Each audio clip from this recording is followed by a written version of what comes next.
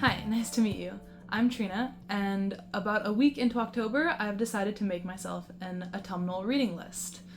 Partially because, and mostly because, the weather is not autumnal yet, and I am trying to manifest it becoming autumnal very soon. It is still way too hot outside for me to wear this sweater. I have the AC blasting, but we're trying to summon the vibes. I make myself a cup of tea, I get myself cozy, I pick out some cute books to read and make myself a little themed Notion page to track them all. I'm also trying to make a reading list for myself because I am moving soon / traveling, so I want to make sure I pretty much only read my physical TBR this month so that I can save any Kindle books that I want to read or audiobooks for the traveling time, and I don't have to bring as many physical books with me when I'm traveling because that is such a pain and I have way too many books. So I've gone through my physical TBR and picked out the books that I feel like give me the best October, November, fall reading vibes. So for the next month, I tried to put together a list of books I can reasonably achieve, books I can reasonably read, and tried to make it somewhat fall, but not all of them will be fall. So it's kind of a mixed reading TBR that I've created here. Also, getting a crack at my physical TBR is very needed because I've also bought so many new books recently.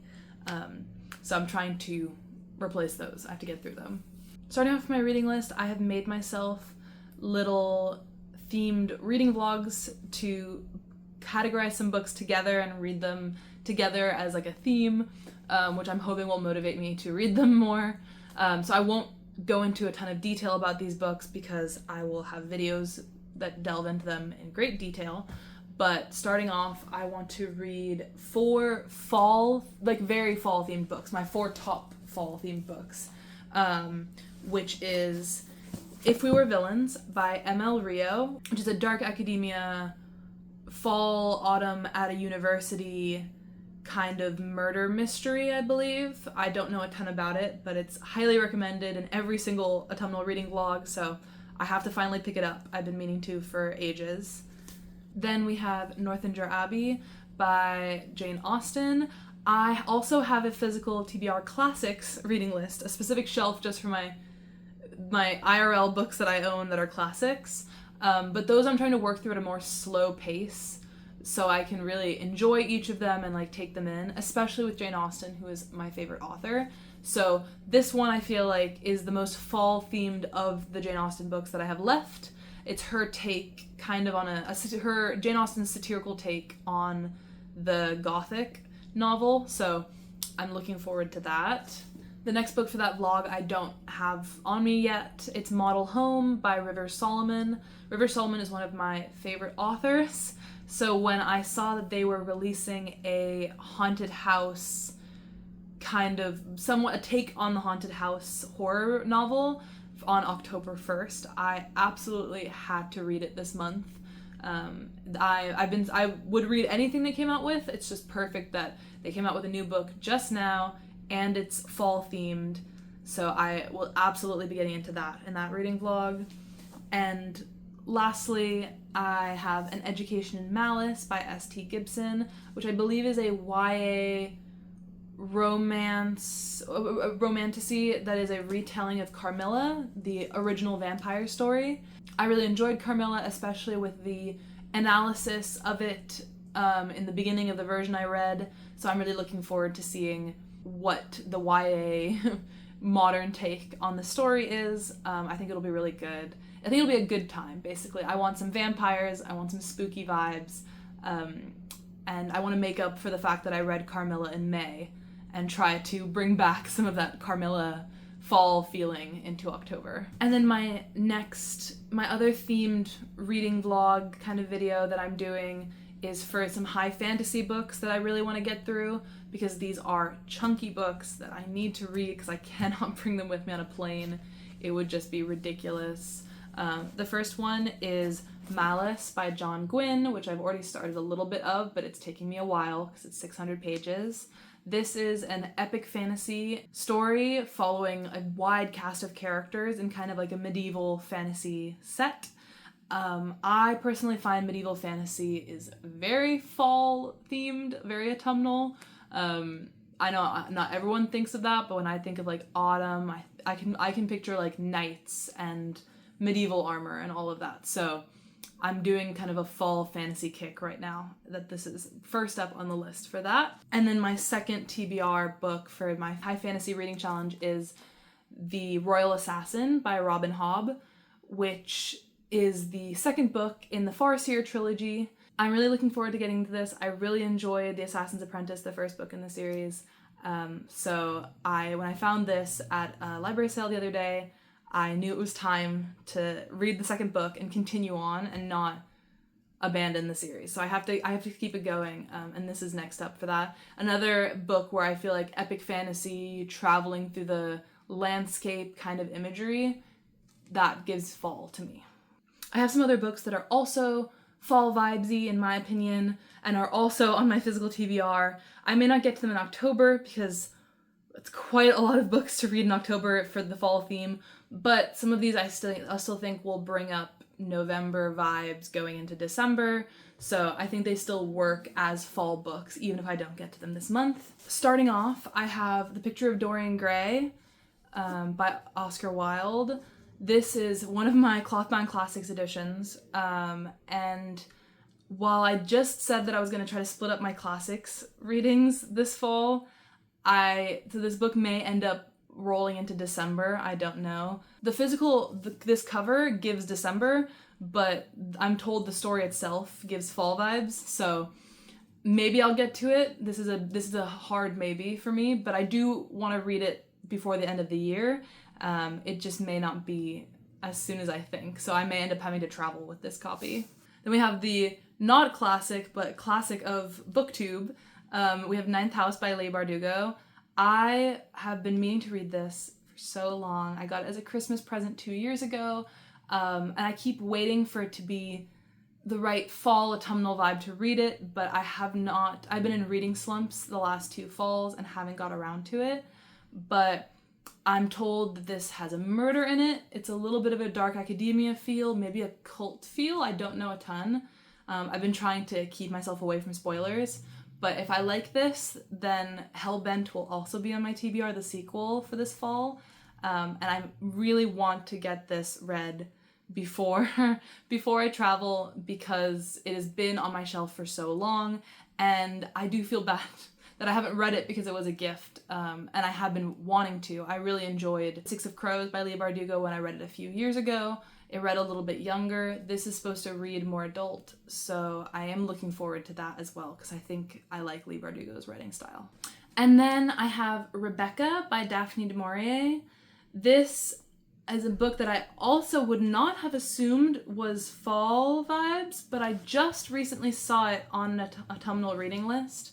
So I had to put this in my TBR because I had a copy of it. It's come very highly recommended to me. When I read the plot summary in the back, it really reminds me of Jane Eyre by one of the Bronte sisters, where it's about like a woman who gets married to a man, but their house is like being haunted by his wife, his previous wife, Rebecca, which gives haunted house vibes in the classic form, I guess, gothic haunted house vibes.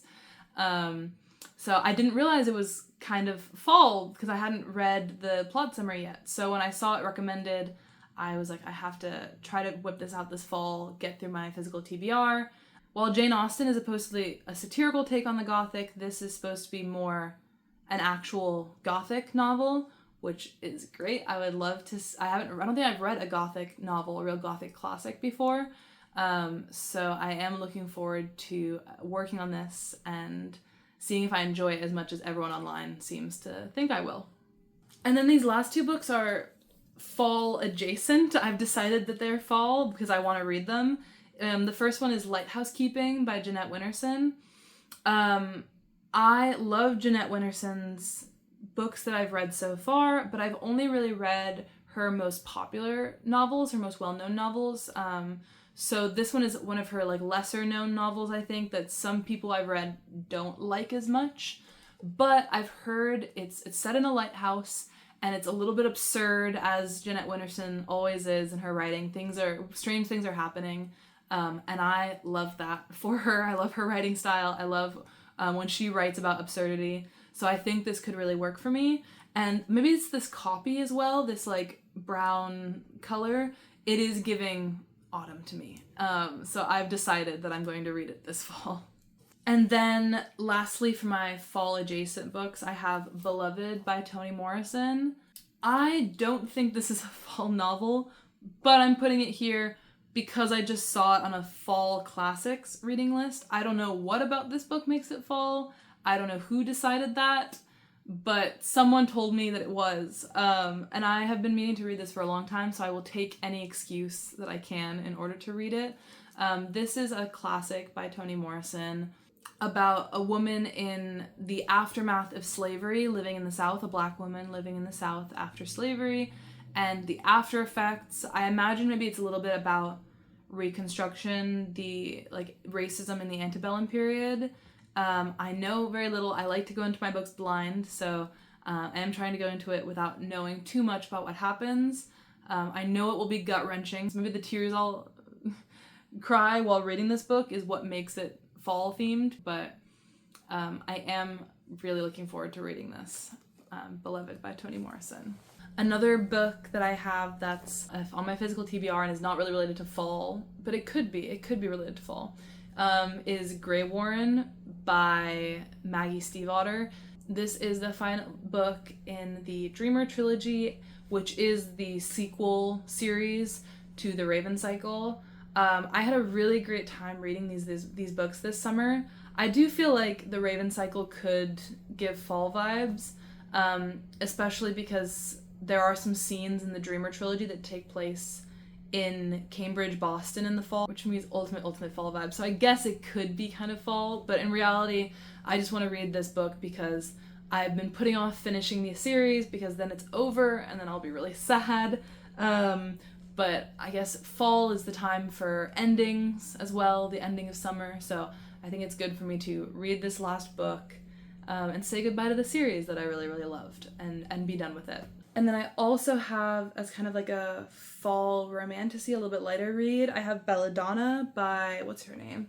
Adalyn Grace. This is on my Kindle. This is a Kindle Unlimited book, so I can read it whenever I want, but I do think it kind of matches the October feeling, the vibes of October, because I do, unless I'm remembering incorrectly, I do believe it's about a girl who falls in love with like a manifestation of death, that she like dies and she meets death, and every time she dies she interacts with him and they fall in love, which I feel like is very spooky, very, very Halloween-y. So that might get thrown into my October reading plans to sort of break up all of these classics that I have and all these like epic fantasy books I have on my schedule. So I am looking forward to this one as well. I think it'll be a nice break. And I do kind of like that. I like original romance ideas and I love a good romantasy. So I'm looking forward to that. And then the last two books on my physical TBR for the fall are not fall related at all, but I do still want to read them because they've been on my reading list forever.